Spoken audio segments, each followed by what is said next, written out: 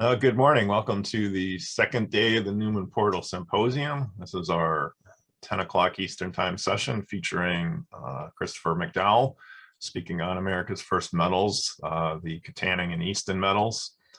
Chris is the editor of the Journal of Early American Numismatics, published by the American Numismatic Society twice a year. Video from this event will be available in 2 to 3 weeks, be posted online at the Newman Portal. Welcome, Chris. Good morning, Len. Good morning, everyone. This morning, we're going to be talking about America's first metals. This is the Battle of Kittanning metal and the Treaty of Easton metal. Kittanning metals are 1756. Treaty of Easton metals are dated 1757. So you may be thinking, well, we're going to talk about two metals for a whole hour.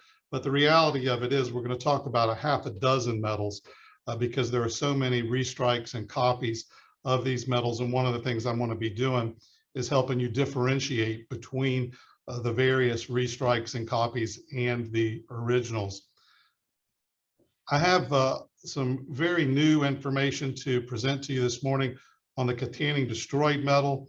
It's research that I've been working on, and it comes from some very new developments within the last 2 weeks.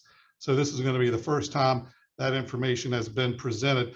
But in order to understand it, really, we've got to, I believe, take these metals out of order and take the 1757 Treaty of Easton metal first.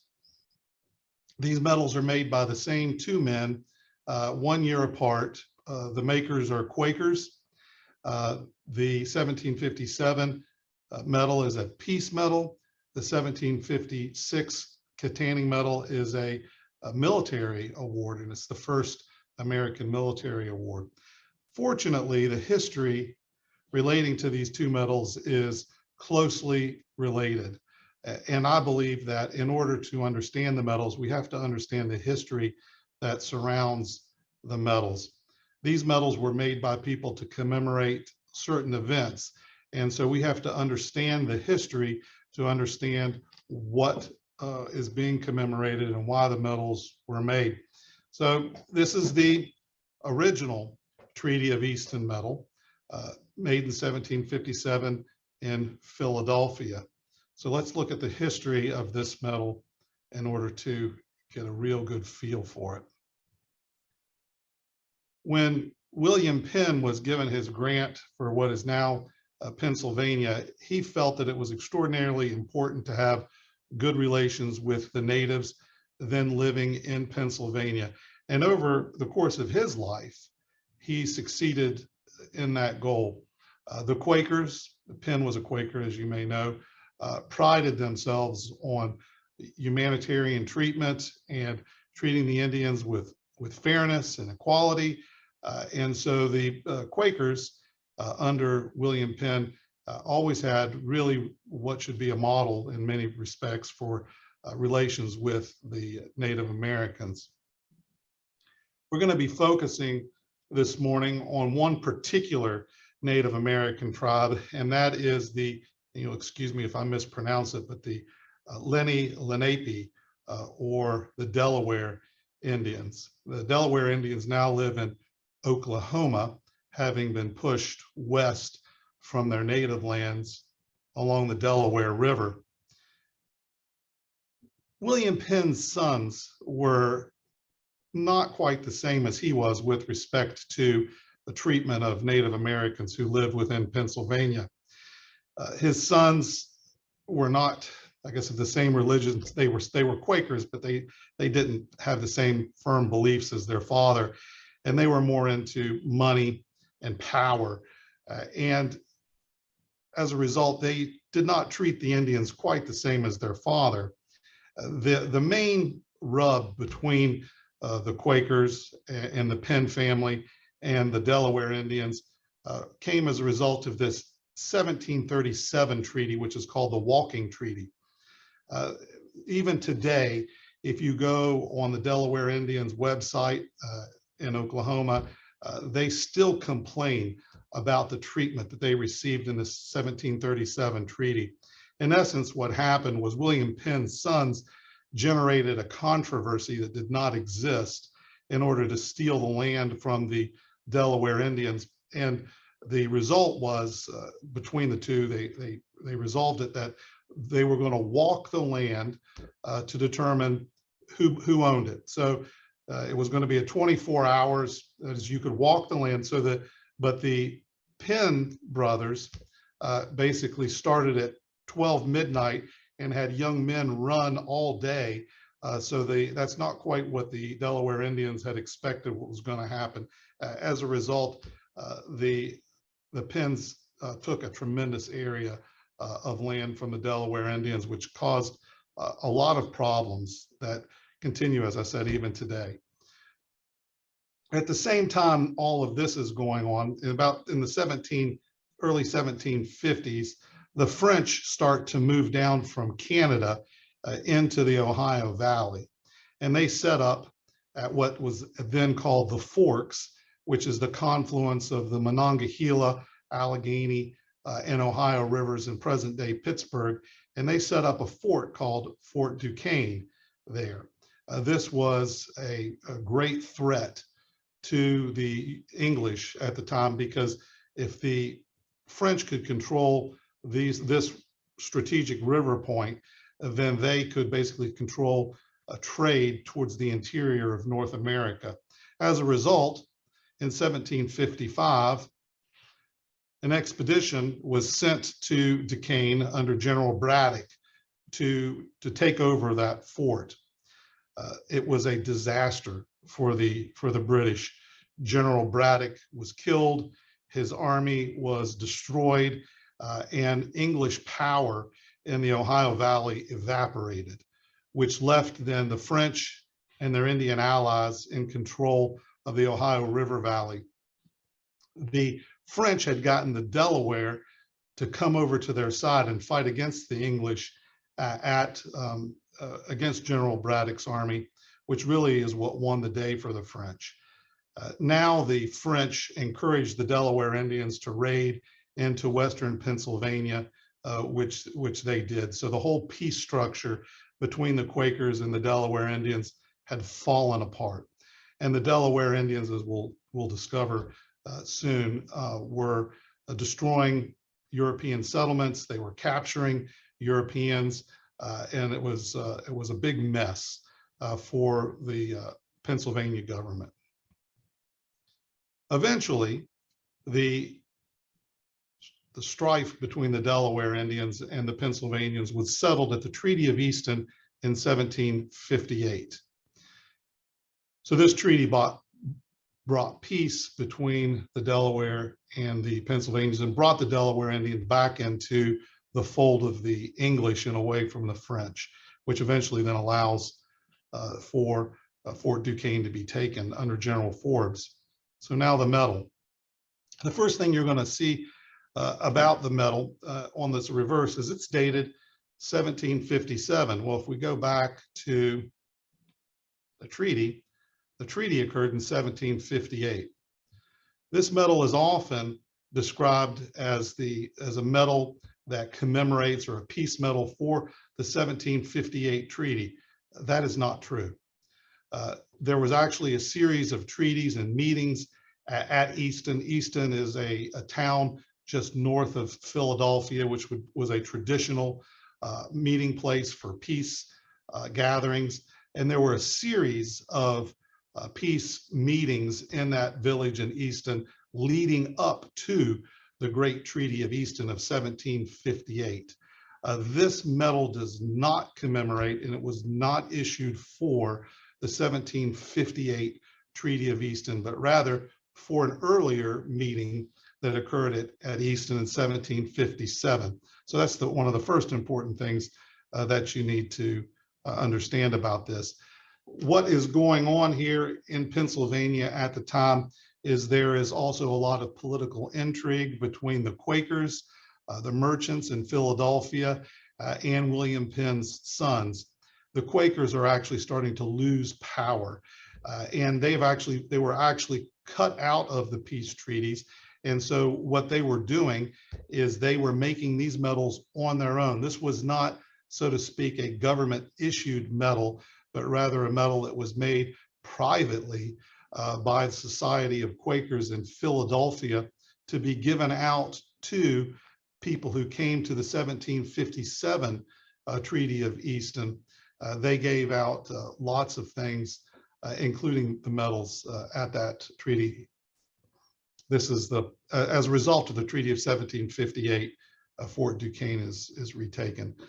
This is another item. This was made by the same men who made the medal.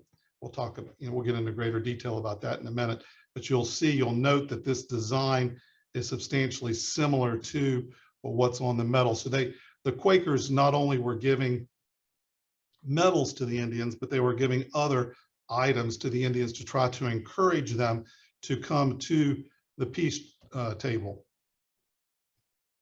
The Quakers were particularly working with this one Delaware Indian, and he was the recipient of the Treaty of Easton medal. He and his followers were the men who received that. Not all the Indians came to the 1757 treaty. It was a treaty that led up to what was the 1758 treaty. So who made this medal? Well, it was two men.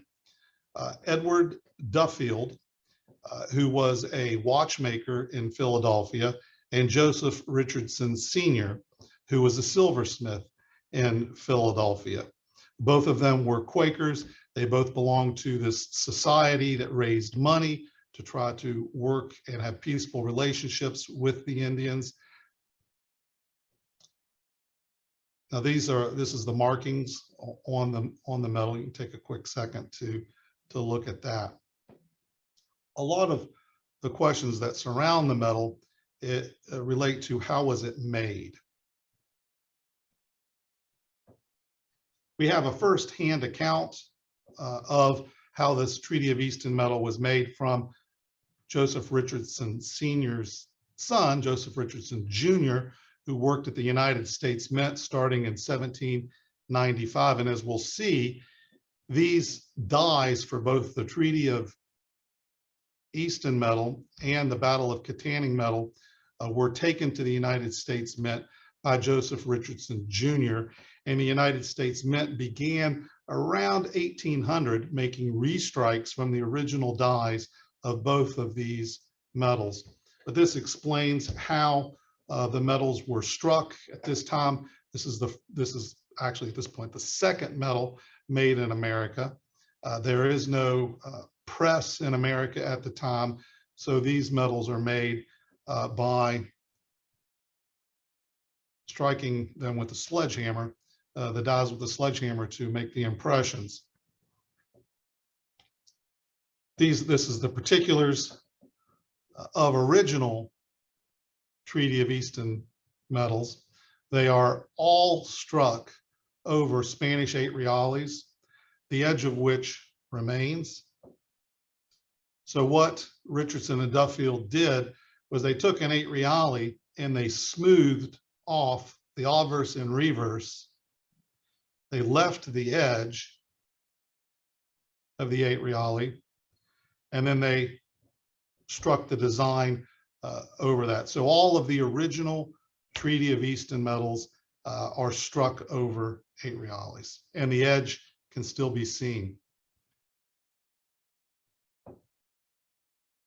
So here's some of the prices for original Treaty of Easton medals. As you can see, they're quite valuable. I've tracked down 14 of them.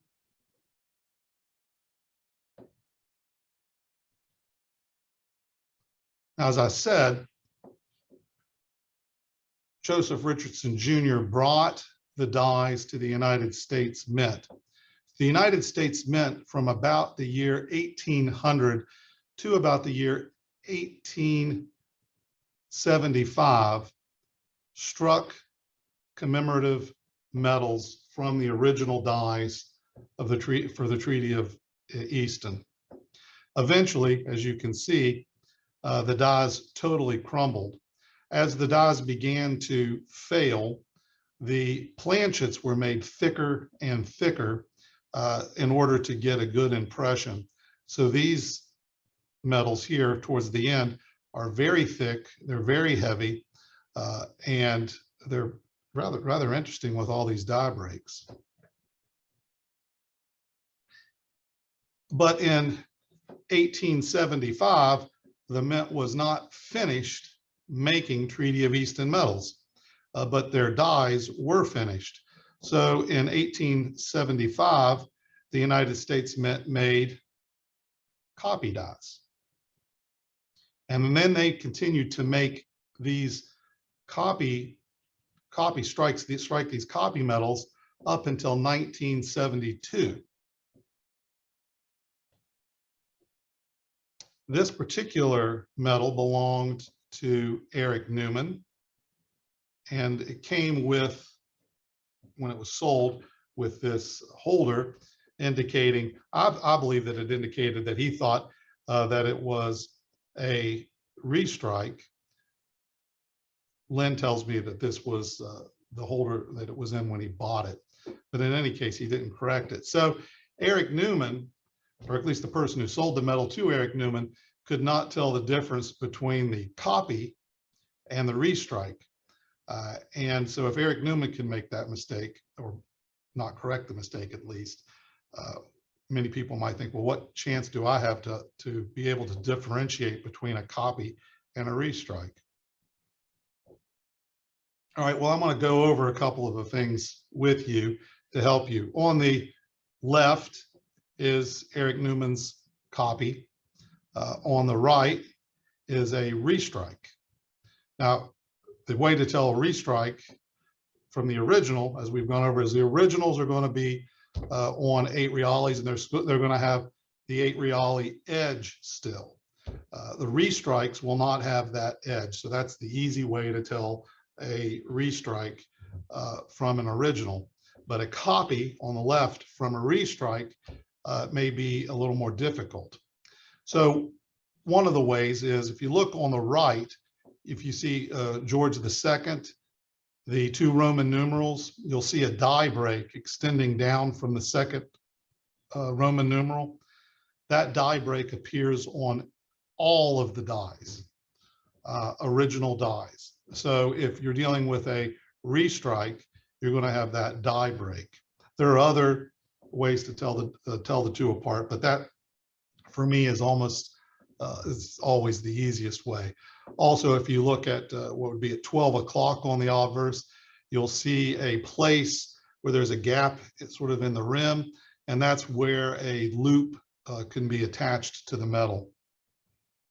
If we look at the reverse, there's a lot more differences on the reverse between the copy and the restrike die.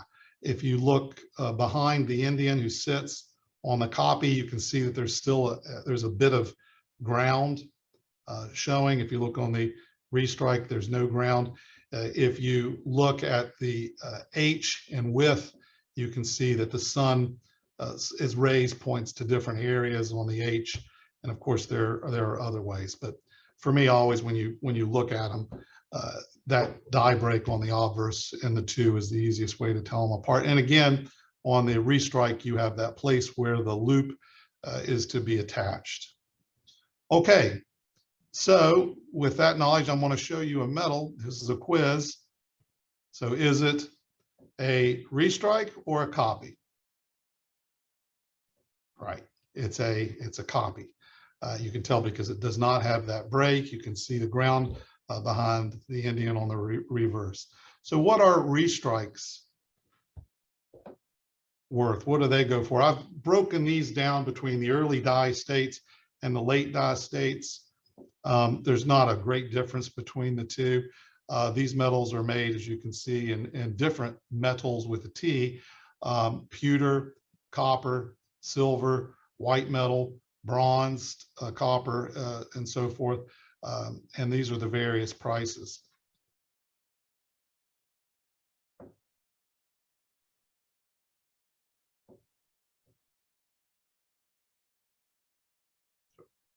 And here's the prices for the copies. Now, the thing is, as I told you, these copies were sold until 1972. In 1972, they sold for $3.50. And if you look at some of the prices that people paid, I think they were probably a little confused between the difference between whether a copy and a restrike, because there's really no reason to have paid $1,000 for something that in 1972 you could buy for $3.50. Again, knowledge is power. All right, now we're going to move into some of the Battle of Kittanning. Kittanning destroyed metals.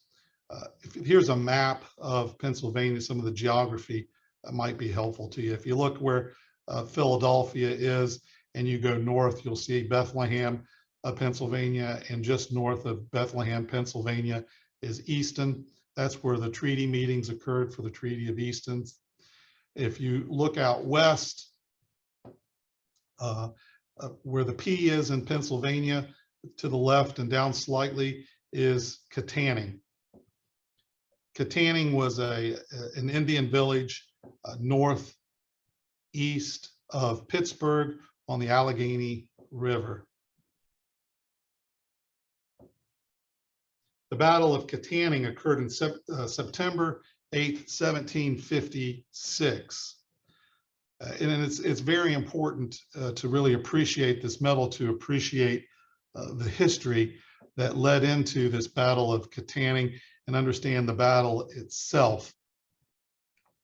As I described before, the Delaware Indians, after General Braddock's army had been destroyed in 1755, raided into Western Pennsylvania, and they began to drive back out of Western Pennsylvania the settlers there. In fact, many of the areas that had been settled were abandoned.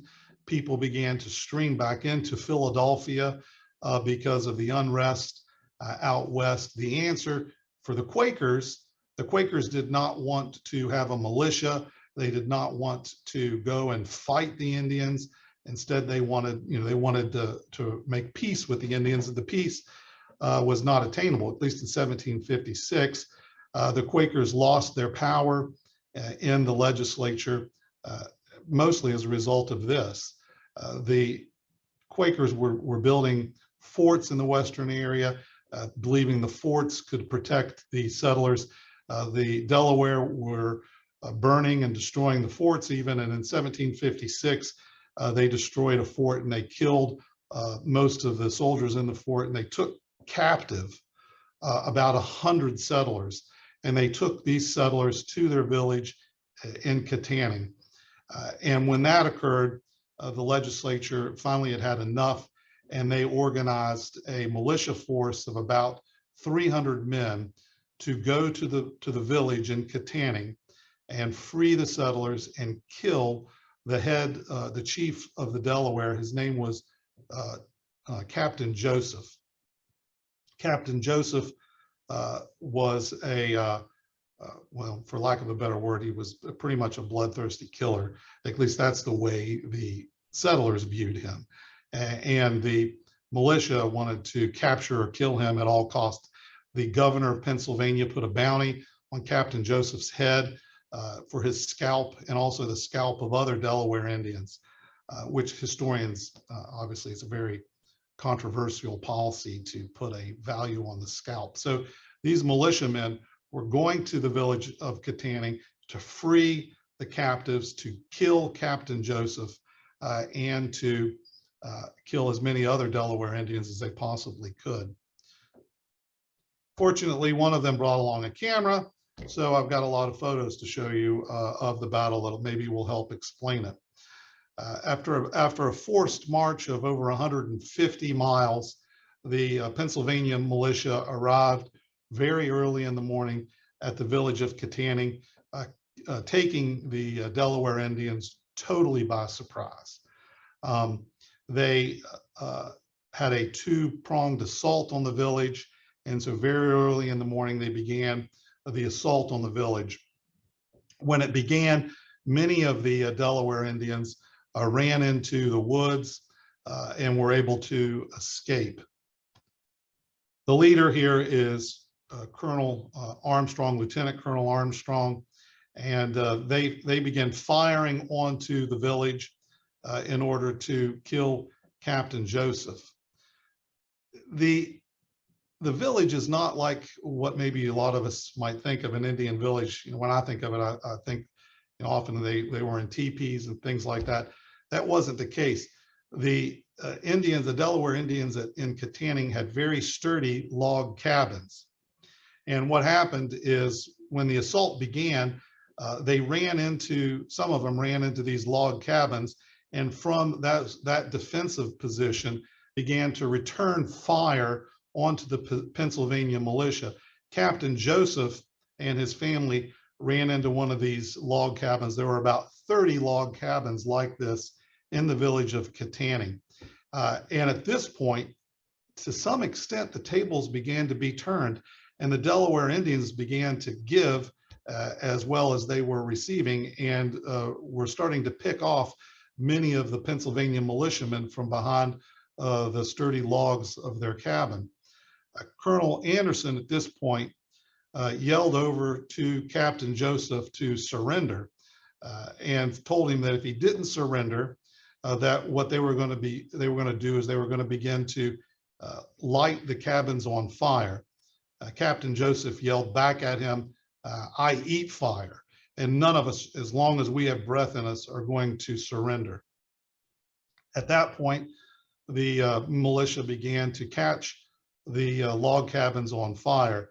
Unfortunately for the Delaware Indians, about a week before, the French had delivered a very large quantity of gunpowder to the village. And that gunpowder was stored in a couple of these log cabins, one of which was the first one to be caught on fire. And it exploded with such a violent explosion that they heard it at Fort Duquesne, 35 miles away in present-day Pittsburgh. This explosion spread the fire to the other cabins, at which point Captain Joseph jumped from the second-story window of his cabin and began to run for a cornfield to escape, at which point he was shot down by the militia. In the melee, Colonel Anderson was shot in the shoulder with a musket ball that went through and through, but he was able to continue to give commands. Out of the 120 so European captives in the village of Kittanning, only 14 were recovered. And on the march back to the forts, when the militia took these captives, in the end, only about 8 of them were able to be liberated. So that's a very poor number. Historians really debate the success of this Battle of Kittanning. The belief was that if the militia went and killed Captain Joseph, which they did, they killed him, they took his scalp and the scalp of others, and they took the scalps to Philadelphia. But the belief was that this would put an end to the Delaware raids on the western frontier. But it did not accomplish that goal. It didn't accomplish that goal, and it didn't free very many of the captives. And nonetheless, this event was viewed in Philadelphia in particular as a tremendous military success. They believed that this would end the raids, like I said, but it did not. So Colonel Anderson went to Philadelphia, where he and his men were hailed as heroes. They sold the scalps of Captain Joseph and the other Delaware for about 600 pounds, which is a tremendous amount of money. The non-Quakers, remember, this is really as much a fight between the former Quaker leaders in the assemblage and the now merchants. This is as much a debate between them, but so what happened is the city of Philadelphia and the merchants of Philadelphia now wanted to commemorate this event. They made silver medals, and this is an important point, the medals were only given to the officers who accompanied Colonel Anderson in the raid in Kittanning. Many people believe, and sometimes you see, that the pewter or the copper or the non-silver metals that we'll talk about, there's rumor that those were given to the enlisted soldiers. That is not the case. The only persons who received Battle of Kittanning medals were the officers.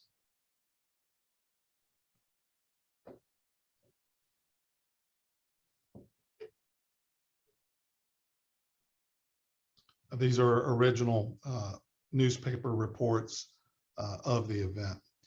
Colonel Anderson took the money that he received from the scalps and he distributed that 600 pounds to his enlisted soldiers to encourage them to go on future raids against the Indians. So now with that history of the Battle of Kittanning, I think you'll be able to better appreciate and understand now the imagery on the reverse of this medal. You can see that it in some ways is quite an accurate depiction of the battle. You have what are the log cabins that the Indians were in. You can see the cabins are on fire. There to the right, that what looks like a road, that is the Allegheny River. It's actually geographically on the wrong side. It should be on the left side of the medal per Colonel Anderson's notes as to how the attack took place. But here, that it's on the right of the medal. The individual who's laying dead on the ground, that's Captain Joseph, and he's being shot by one of the militiamen. So now you understand the historic significance behind this medal. And the man who's given the commands there, that is Colonel Anderson. The date, September 8, 1756, is the date of the raid. On the obverse, you can see that the medal is being awarded from the city of Philadelphia to the officers of Kittanning. This is the first medal made in America. It is of tremendous historic significance. It is also the first military award for bravery in America. It predates the Purple Heart by about 25 years. As many of you may know, the Order of the Purple Heart was originally given out for bravery. Today, it's given out for soldiers who receive wounds in battle against the enemy. And also, the original Purple Heart was not a medal, so to speak, but rather a piece of cloth that was sewn onto the uniform. So this Battle of Kittanning medal, which was given to these officers, was really predates the first military medal in America by a generation or more. There are several distinctive characteristics of original Battle of Kittanning medals that we're going to talk about. The first is the E above destroyed. On the reverse, there is a pitted area, which is often characterized as rust, die rust. We're going to talk about that more in a minute. But that area above the E appears on every original restrike use of the die, original dies.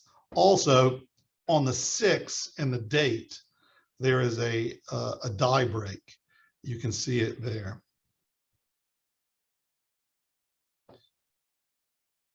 Original Battle of Kittanning medals are tremendously valuable. You can see that many of them go for over $100,000. Here, I'll give you a couple more seconds to look at those prices. I've been able to locate 8 silver Battle of Kittanning medals, and here they are.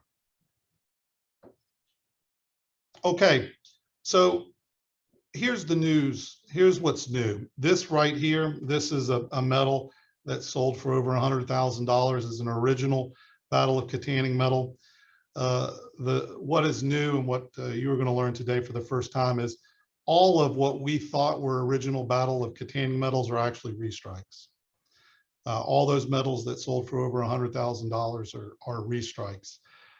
In the last 2 weeks, I have discovered what is a true original Battle of Kittanning medal. When you look at this medal, you can see, and this is a characteristic of all of these silver Battle of Kittanning medals, is they have that notch for the loop, but none of them have a loop that goes with them, even though some of them are in mint state. Also, all of them have that so-called rust spot, and all of them have that die break. None of them, though, were struck off on 8 reales. None of them have, as the Treaty of Easton medals did. So we saw all the original Treaty of Easton medals had a 8 reale edge. None of these silver medals have an 8 reale edge. And so, and also, I should add one more point. Not one of them can be traced back to an officer who participated in the Battle of Kittanning. And so all of these things made me question whether these were truly originals or whether these were United States Mint restrikes. I mean, you can see this is in mint state. I thought, what are the odds that this is given to an officer, a frontiersman, and he wore it around his neck and it's still in mint state. So I went in search of an original Battle of Kittanning medal, and I found one. You're seeing now for the first time, you're the first people to really see an original Battle of Kittanning medal. This medal is in Fredericksburg, Virginia. It, as you can see, has a loop. It's the only one that has a hanger at the top at 12 o'clock. And it is worn. And it can be directly traced to one of the officers who participated in the Battle of Kittanning. Specifically, this medal belonged to General U. Mercer, who at the time of the Battle of Kittanning was a captain. General Mercer died a hero at the Battle of Princeton. At the Battle of Kittanning, again, he was a captain. He was separated from the rest of the militia as they returned back east. He had been shot in the arm. His arm was broken. Contemporary newspaper accounts, which I've been able to uncover, show that he arrived 14 days after everybody else back to the fort back east. But it can be directly shown that he was there. Not only that, but the medal was given to the city of Fredericksburg by his great-great-grandson. And when it was given to the city, it came with a letter from General Mercer's son. Before I finish, this is a painting of the Battle of Princeton. At the Battle of Princeton, General Mercer was confused with General Washington. He was surrounded by the British and ordered to surrender. Instead of surrender, General Mercer drew his sword and began to fight what was an unwinnable fight against the British. He was bayoneted 7 times and died on the battlefield. The medal that was given to the city of Fredericksburg again came with this letter. This is a letter from General Mercer's son, Colonel Mercer, and I've seen the letter. It's with the medal, and it describes how this was his father's medal. So about a week ago, I went to Fredericksburg, and they gave me unequaled access to the medal. The medal was on the wall in a frame. They very graciously took it down. You could only see the reverse because they had it showing with the battle. So you could only see the reverse. And so they took it down. They allowed me to take it out of its holder. They allowed me to photograph it, both the obverse and reverse, and to examine it. And so here's some of the details of the medal. So there's a couple of things that were surprising to me when I looked at this original. This is the one and only medal, Battle of Kittanning medal that you could say is an original. First, although it has the hanger, as you can see in the top, that hanger is broken. But it does have the hanger. Also, it has, as do all the restrikes, that quote unquote rust spot over the E, and it also has that die crack through the 6. That was unexpected to me. I had thought that when I found an original, it wouldn't have the rust spot, because if you think about it, this battle happened in September of '56. The medals were awarded to the officers in January of '57 in Philadelphia, which is not very much time for rust to develop on the dies. I thought that it was much more likely that the rust had developed on the die between 1756 and about 1800, when the United States Mint began to reissue the restrikes. So that made me question whether it was rust at all. I believe, and when you look at, and when I looked at this actual medal, that spot above the E is actually raised to the level of the legend of the E as well. It's a very deep mark in the die.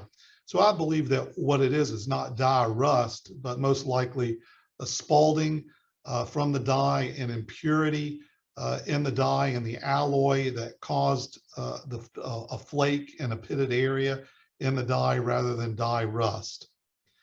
Also, when we look at the 6 and the die crack in the 6, again, you go into these things with certain perceptions, and then when you research them, the reality is different. Again, I thought that perhaps the original medal would not have that crack in the 6. As we'll see subsequently, this crack never really expands, although just like the Treaty of Easton medals, this medal was struck until it failed, the dies failed. This crack in the 6 never really expands. I believe that this is most likely a crack that developed when the die was hardened, rather than a crack that developed over time. The most surprising finding, however, excuse me, was the edge. I fully expected that it was going to be struck obviously on an 8 reale, and that the edge would be like the Treaty of Easton medals and show the 8 reale edge. It did not have an 8 reale edge. Instead, it had this smoothed edge that was slightly beveled on each side. So this leads to 3 possible theories as to how these planchets were created. 1, the planchets could have been created by casting the silver. 2, they could have been created by melting down 8 reales or other silver, rolling it into sheets, and then punching out the planchets as modern coins are made. The third theory is that it is on an 8 reale, that it has been smoothed like the Treaty of Easton medals, but that unlike the Treaty of Easton medals, the edge was also smoothed off. And there is some merit to that because, whereas the one was being made in much greater numbers for the Indians at the Treaty of Easton, this is being made in more limited numbers, and they may have taken greater care and time to make these medals than they did the Treaty of Easton medals. But continued research will go into these. All right, we're going to move on from that. We can talk about it later. As I said, just as Joseph Richardson Jr. took the Treaty of Easton dies to the United States Mint, he also took the dies for the Kittanning medals. And just like the Treaty of Easton medals were struck into the 1870s using the original dies, the Kittanning medals were similarly struck until the 1870s with the original dies, and they similarly failed. And here is a late die state restrike. Here are the prices of the non-silver restrikes. Again, I've divided them up between the early die states and the late die states.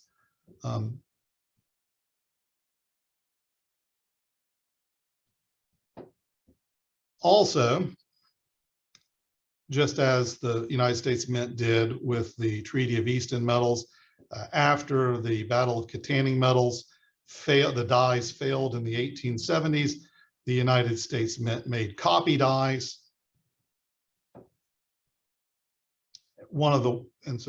Here's the price. And these were made, these copies, just like the Treaty of Easton metals, were made until 1972. I actually purchased one, and you can see the prices. These are for copies. And again, I believe people may have been mistaken when they purchased some of these. So I have one here. So I was able to buy mine for about $35, which seems a pretty fair price for something made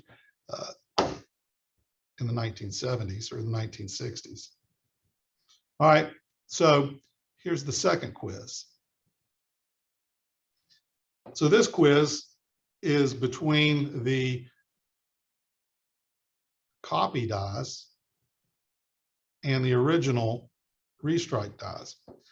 So if you are paying attention, of course, you know that the restrikes have a crack through the 6. You can see, and we also know that the silver restrikes don't have a loop. So it's very easy to know that the copy is the one on the right and the original is the one on the left. To make matters slightly more confusing, between 1910 and 1920, a far superior copy was made, not by the United States Mint, but by a British die sinker named Thomas Holliday in Birmingham. And this is a very high quality copy of the Kittanning metal. But just like the other copies, you can tell it is missing the same distinctive marks of the original dies. It does not have that die spot above the E. It does not have the crack in the 6. And so that's one. And a lot of them come with these holders. But if you were to just see this, many people would be fooled and believe that this is an original Kittanning metal, but it is a copy made by Thomas Holliday in Birmingham, England. These go for a little bit more money, depending on whether they have the hanger with them or they don't have the hanger with them.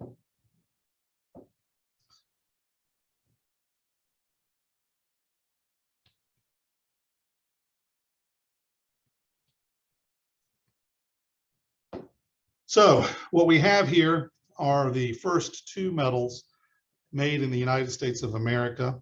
The first, the Battle of Kittanning medal, is the first military medal made for bravery in America, given to the officers who accompanied Colonel Anderson on the destruction of the village in Kittanning to free the settlers there. And the second, the Treaty of Easton medal, is the first of a long line of medals made in America for peace with the Native Americans who were here before us. There were other medals that were made in England, but they were brought to America. These 2 medals were the first medals made in America for use in America. So with that, Lynn, I've given about 10 minutes here for any questions that anybody might have.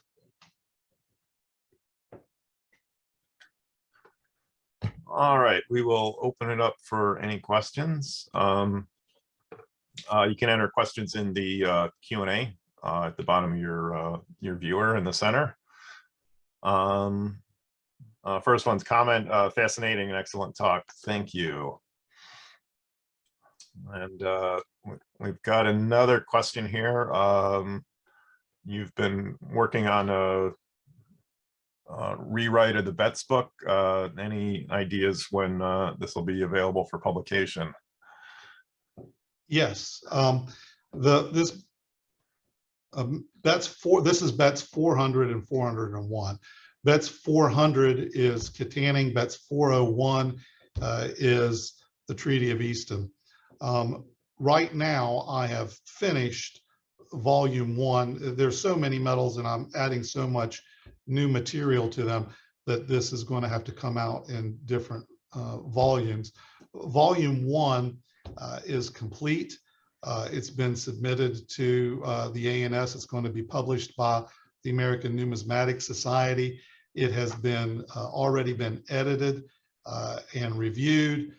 It's in the process of having the final edits and corrections made to it. I have every hope that this volume 1, which will take us actually up to the French and Indian War, the 7 Years War, but not beyond. So this that book will be out in the next, let's say, I hope it will be out before the end of summer. Nice. Volume 2 here, I'm almost finished with volume 2, and so it should be out in probably another year after that. And then there'll be more volumes to go after that. But volume 2 will take us up through the French and Indian War, the 7 Years War. And so now with volume 2, we're really starting to get into, as you can see, real American metals. All right, next question. Is there a list of the officers who would have received the Kittanning Medal? That is an extraordinarily good question. It is very much debated how many officers participated in that battle. I've looked at the historic records of the battle. There is not per se a listing, and in fact, the number of officers, I believe, varied between 15 and 20. I think that it was very officer heavy. It was only one regiment, but I think, you know, normally with a regiment of that size, you would have less officers, but this was a very officer heavy. I think some of the companies only consisted of about 20 men, and some of those 20 men, sometimes 1 or 2 would be officers. So I think that there were probably original medals issued to officers, I think, was no more than 20, of which, of course, the only one that I can trace back is the one given to General Mercer. The one given to Colonel Anderson is lost to history. I will add this. Because I had this preconceived notion in my mind that they would have the 8 Reale edge, I went to the ANS and looked at the Battle of Kittanning and Treaty of Easton medals in their collection. There is a Battle of Kittanning medal in the ANS collection that is extraordinarily worn. In fact, it's so worn that you can't read the entire legend. When I looked at it, I flipped it and I looked at the edge, and when I saw that the edge did not have the 8 Reale edge, at that time, I was under the belief that it had to have an 8 Reale edge to be an original, so I assumed it was not an original. In hindsight now, having seen General Mercer's medal, I think there is a high probability that that medal in the ANS, that well-worn medal, could also be an original medal, because I don't see any reason why somebody would buy a restrike in 1800 and wear it to the point that you can't really see the legend. So I think that there's a good chance that that is also an original. Other than those two, I've not been able to track any others down. Lynn, another question? Any idea where the ANS medal came from? No, and they don't have any idea either. I believe it was, searching my memory, I believe it was given to the ANS about 1912, yeah. Or thereabouts. It was given to them sometime in this century, yeah, or last century. Right, next question. How many of the Kittanning medals do you believe were originally produced? For example, how many officers were there? How many additional medals may have been made for others? Any hope that 1 or 2 more originals may survive, yet to be discovered? Yeah, I think there is a great hope that there could be others yet to be discovered. As I just went over, there was probably about 20 made.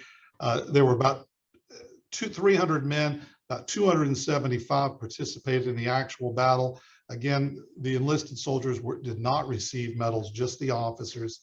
I think that the future now that we know for sure what an original looks like, we have a greater chance of uncovering some of the originals. Yeah, I got to believe they're floating out there in some institutional collection or just someplace where they haven't been attributed. Yeah, I mean, this General Mercer's medal was literally hanging on the wall in a small museum. It's at this apothecary in Fredericksburg for anybody to see. So, you know, you have to believe that others exist out there. Yeah. And it seems that would be very long for a medal to survive within the family. So it's probably somewhere else. All right. Or in the ground in Western Pennsylvania. Oh, wow. I'll leave it open another minute or two here for any other questions. What is the diameter and weight of the Mercer medal relative to a Spanish 8 reals piece that it may have been made from? Yeah, I do not have those numbers with me here today. I'm sorry about that. I think my recollection is it's slightly smaller. It's consistent with it being made from a 8 reale. And I guess the other question there would be, you know, how consistently were the 8 reales manufactured, and, you know, do they vary in diameter and weight? Yeah, there's more research to be done here for sure. And I have more pictures for anybody who wants to take it on. All right, any other questions?